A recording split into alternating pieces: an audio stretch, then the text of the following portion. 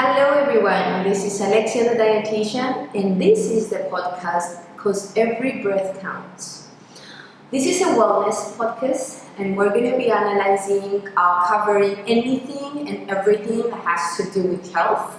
It's not going to cover only the female audience, but it's also going to cover the male audience as well.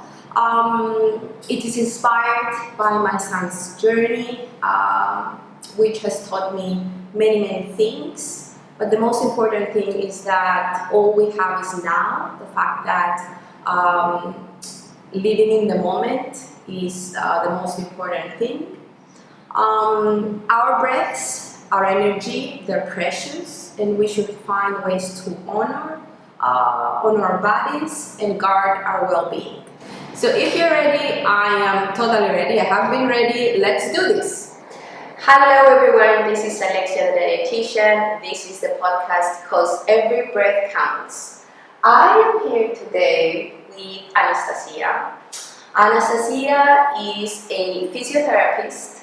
She is at Alpha Physio Care, and I am delighted because this is my first podcast ever. I've been dreaming about this moment. I've been thinking about, the topics that I would cover. And I'm really happy that this is the first podcast, and we're going to be talking about pelvic floor physiotherapy. Before we do that, I would like to hear a little bit about you. How did you end up in Cyprus? What you're doing on an everyday basis?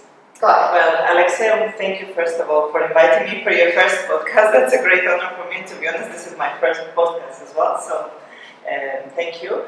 My name is Anastasia, my full name, and I've been living in Cyprus now for 14 years and practicing physiotherapy in that period of time. So as I qualified in the United Kingdom, I came over to Cyprus as a tourist. Right. I ended up liking it, Wow. I ended up staying. Yeah. So I'm a physiotherapist by qualification, and I started like most of the physiotherapists working with the shoulders, hands, knees, backs, and musculoskeletal stuff. This is like classic physiotherapy. Yeah. And had no interest in the field I'm working now in until I had my children. And after I had my children, they say you learn the hard way. I realized there is a huge gap in information in relation to pelvic floor, what we're going to talk about, and we can talk about it later, in relation to recovery after birth and how it generally can influence the rest of your life, and how you feel about it and how it's going to impact your health. Absolutely. That's perfect. So I am just like you, learning as I go, as I live. So of course I started working as a dietitian, covering many subjects. But as I grow older, I find myself being more interested about the subjects that are more closer to my age. So first it was nutrition and pregnancy, then it was nutrition and fertility, nutrition and pregnancy, and then having kids and nutrition, which is a topic that we touched a little bit on your Instagram as well. And then now I am very much interested and deep into the hormonal aspect. The changes that happen as we grow older, as we get into this age of 30 to 40s, where we get into that perimenopausal period of time. So I've covered that through, several courses in the US. Despite the fact that I had a very hard time the last 3 years, I was fortunate enough to be around people that would give me this knowledge. And so I feel that the Cypriot public as well should know more about it. Yeah. So it's well known, I believe, and hope that, estrogen, progesterone, testosterone, those are the three main hormones that will start to change as we age, especially as we get into this period of time, the perimenopausal. And then these will have several impact on our body, side effects on our body. Brain, heart, bones, bone density, muscle as well. So it's all about how do I tackle each and every one of these systems to have a better life. That's real. Yeah. So that's why I wanted you to be here today, because I feel the pelvic floor is one of those areas that will get affected, right? It will. Yeah. And early on, if from my personal experience early on. So I would like to hear a little bit more about you. Are there any symptoms, for example, that the pelvic floor is changing? So let's just introduce people to pelvic floor. Yes. Because it seems like, for me, it's so obvious, but it's not as obvious generally for general public. In later years, women take more care of themselves, they exercise more, there is more awareness of fitness, so all this is done. We take care of our body, we do some squats for the legs, abs and so on, but for some reason, the pelvic floor is kind of out of equation still most of the time. So let me just say a few words, what is pelvic floor and how the perimenopause and menopause thing can affect it. So pelvic floor basically is the set of muscles that sits at the base of our pelvis, and it's a bit like a hammock, okay? And what it does, it closes that hole in our bones, bony structures that holds everything inside. And this is a very important part because quality of life for us, especially as a female, but for males as well, but more talking today about females, really much depends on how well that area is functioning, how well it's working, and how well it's supported also through our conscious effort, through exercises, through our nutrition, hormonal balance, and so on. These are muscles like any other muscles, like our biceps, like our arms, so they can also get weaker, use them or lose them, they can be too tight, and they also function, we can also have conscious kind of control over them. So we can train them, and this is the good thing about it. Yes. So our pelvic muscles influence our daily functions like going to the toilet, and very important to mention here in a controlled manner, and this is very important, this is when you might actually start to notice and realize you're losing this quality of life if this manner becomes uncontrolled. Of course. With things like leaks, incontinence, constipation, big thing, yes. It also helps us to experience sexual pleasure and satisfaction. And again, when you kind of lose it, you realize how much it can take away from your quality of life, especially as you move through perimenopause into menopause. And it generally supports our whole body because it's kind of the base muscles. So this is about the pelvic floor. And like any other muscles, it needs a proper nutrition, let's say. We should be eating good protein because, again, this muscle recovery depends on that. Our B vitamins should be adequate. All these things that you are looking into your field, these are important. And I always say to the people, if you are deficient or your nutrition as well, by just taking care of your pelvic floor, but not addressing the whole body, it's just one bit. Okay, you need the whole thing. And now talking about the menopause and perimenopause. Again, people probably have heard about menopause. Most of the people. However, when I mention perimenopause and pelvic floor, they're like, what are you on about? I'm 37 and I'm perimenopausal. So for me, it's also time to be more conscious. Okay, professionally I am, but in general, I'm getting more into that thinking because I am in that age. So what happens is you mentioned hormones. Hormones are our main, let's say, drivers, how we function, and as you said, brain, musculoskeletal system, and our pelvic floor. So estrogen, it's very important for our pelvic floor. And I always say, if you, let's say, are young enough and you have this estrogen and you neglect, let's say, your pelvic floor, you never heard about it, you never exercised it, or at least consciously you had your babies, you still can rely on the estrogen. Of course. But as you move on to perimenopause and menopause, when estrogen says bye, this is it. This is where you cannot really rely that much on estrogen anymore. And this is why we need to prep. Before we...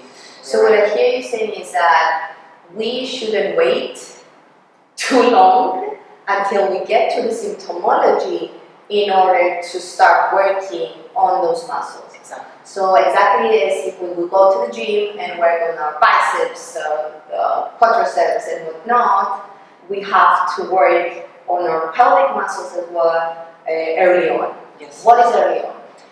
Well, in ideal world, Mm-hmm. from childhood. Okay. And from childhood, I mean good toilet habits, Right. making sure boys and girls equally have good toilet habits, not ignoring constipations, not ignoring any problems or child being reserved of going to the toilet, letting them move, so mobility, okay? I personally do believe it should be part of a school curriculum maybe Yes, one absolutely, day. absolutely. And again, in ideal world, a woman, before she decides to have children, let's say, she decides to, she should start to do some pelvic floor exercises, and it's not something huge. People think like, oh my god, I have to sit now 1 hour. No, it's something incorporated in your lifestyle. Okay. But even if she never plans children, still, Yeah. because menopause will be there in any case. Yes. So yeah, the earliest as possible. Ideally, I say before menopause because there is one certain reason I see from my practice. We are people of habit, we're creatures of habit. So if you put that habit into your brain and it just goes on as a habit, like brushing your teeth, it will be easier to sustain this habit into your perimenopause and menopause times rather than learning something new, which is not a bad thing, you still can. But it's easier. Yeah, I hear you. So it's all about training after all. So I think that nutrition is also training. So eating healthily is training. Having a schedule robotically, I think it's so important for the human being.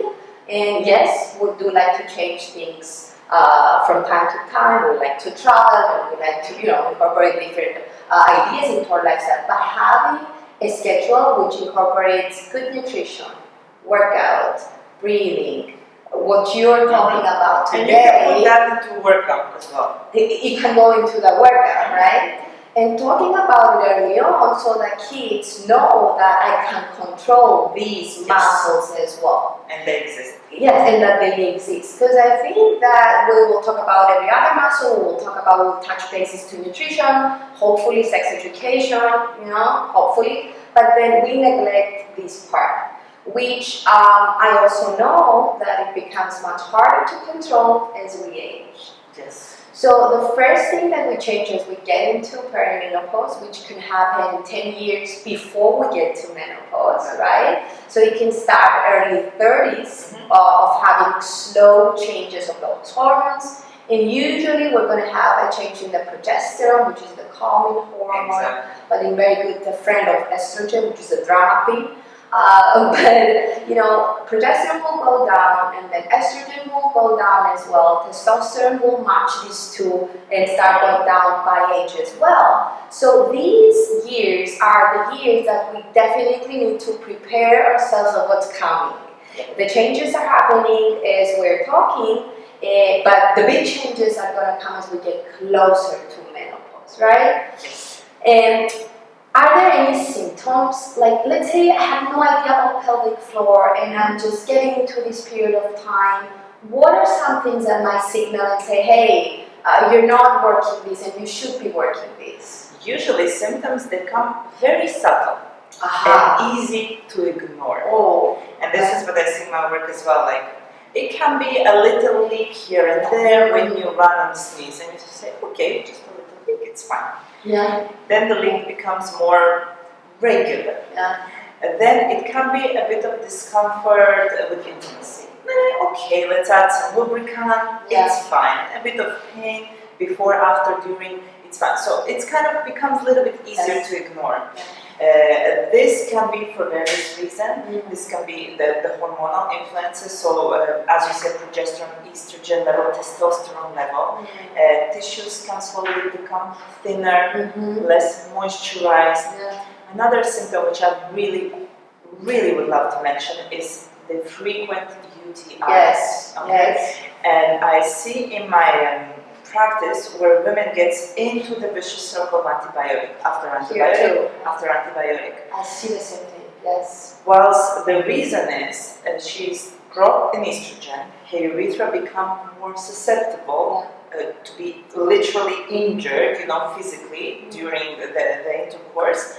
Plus, the bacteria can spread much more easier. Yeah. So, okay, she takes one antibiotic, it's kind of helps, same things happen, but the actual root cause is not addressed, which could be maybe some hormonal replacement therapy that is done along with your doctor, healthcare professional.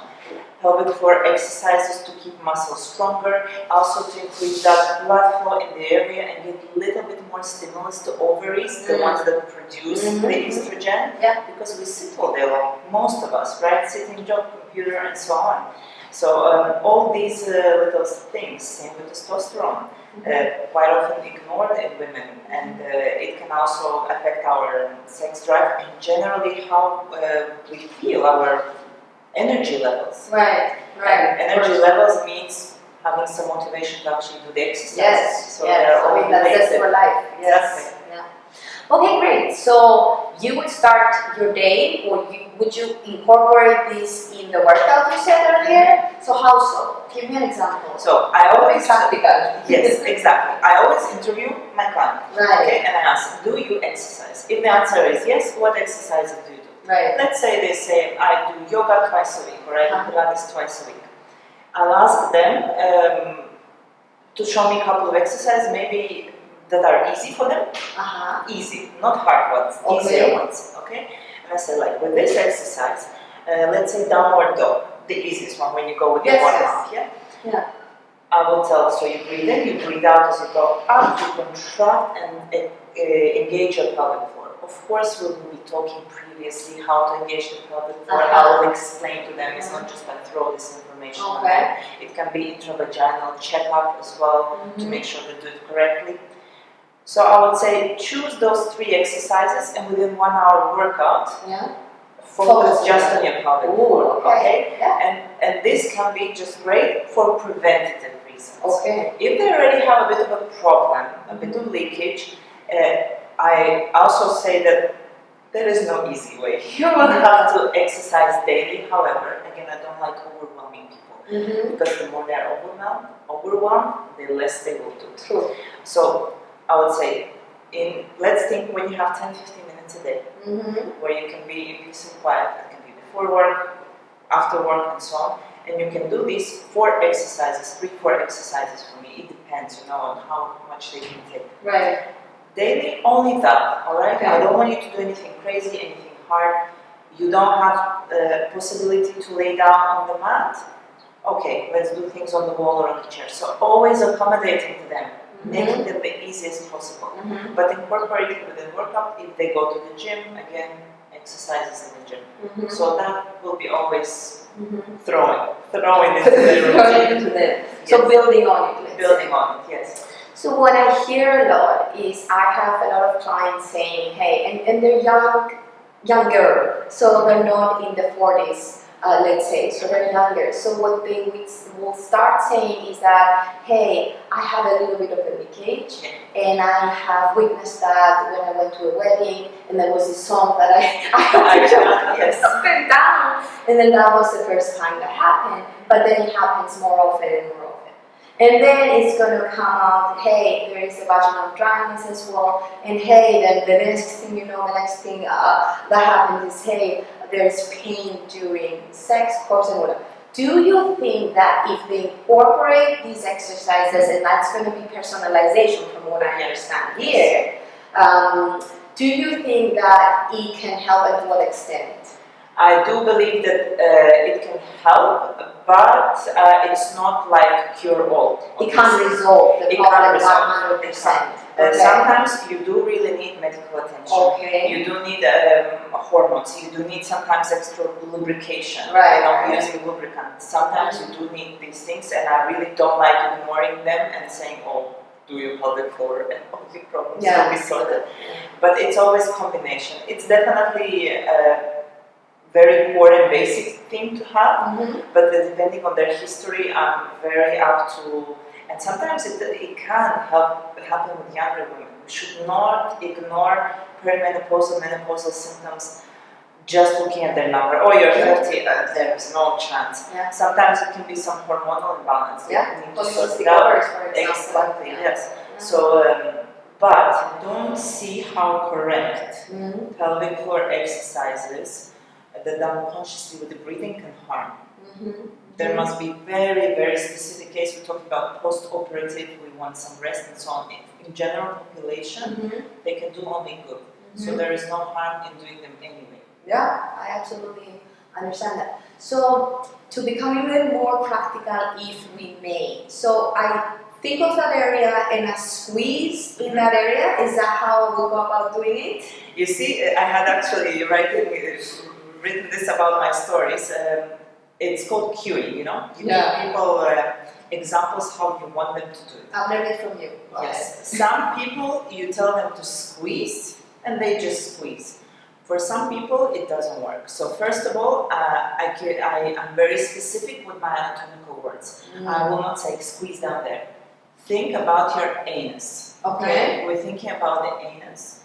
And I give them an imaginary situation. So imagine you're about to pass air, gas, and you are in the public. All right? So you want to hold it back. Yeah? You want to hold it back. So you try to draw your anus in as much as possible to hold that air from coming out. Right.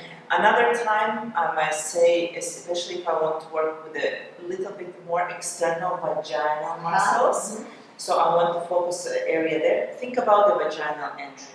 And think about there is a tampon just about hanging out and you don't want it to fall out. So try to squeeze this tampon. I posted another video that is viral now on Instagram where there is a lady standing and she has like a skirt and a tube going, I presume into her vagina, and she's kind of drawing liquid.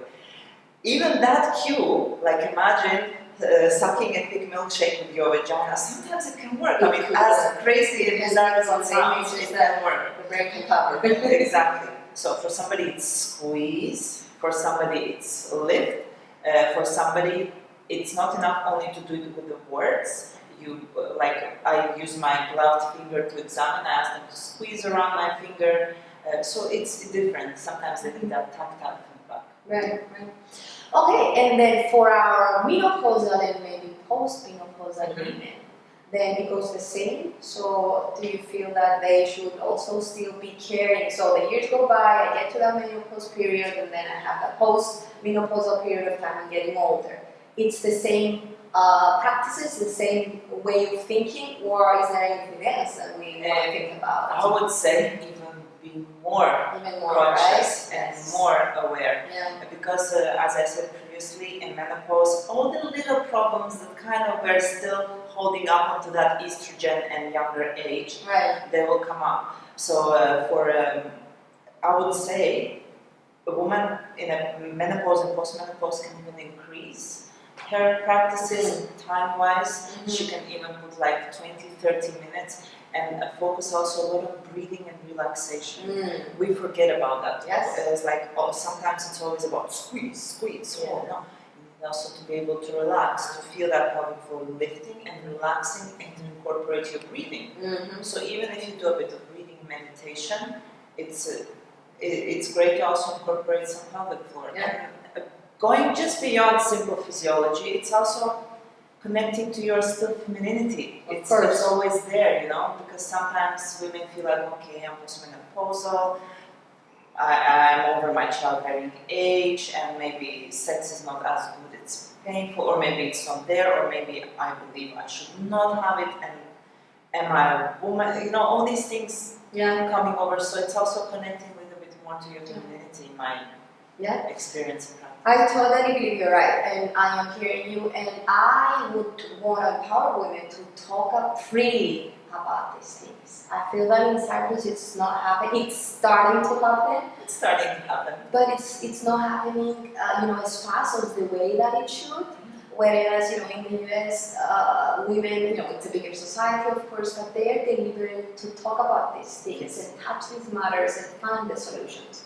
So what you said is nutrition is also on this list, workout is on this list as well. So it's going to be an all-around, basically, approach. So you're not approaching with the lens only on the pelvic floor physiotherapy, but you also want to make sure that you preserve the muscle from an outside stressor, which is the diet, and then the workout as well, but then internally as well from the parasympathetic nervous system, so lying down, breathing and relaxing, and also focusing more specifically in that area. Yes, that's right. Anastasia, where can we find you? Tell us. You can find me in, I practice in Nicosia. I also practice online if somebody cannot access me I in love that. Nicosia. Yes. So Nicosia and Strobolos. I also have my social media. It's Alpha Physio Care. I'm going to put And that on the podcast. my YouTube channel, Alpha Physio Pelvic Care, I put a lot of my workouts and advice there because I just felt I have so much information I need to give it out. Yeah. So yeah, you can always find me and contact me through my social media. I'm always there. Okay. Thank you so much for coming today. Thank you for inviting. I'm hoping next time we can be even more visual, maybe come to your studio and do some work there so that our ladies can see what this is all about. Grateful to have you here. Thank you for the invitation.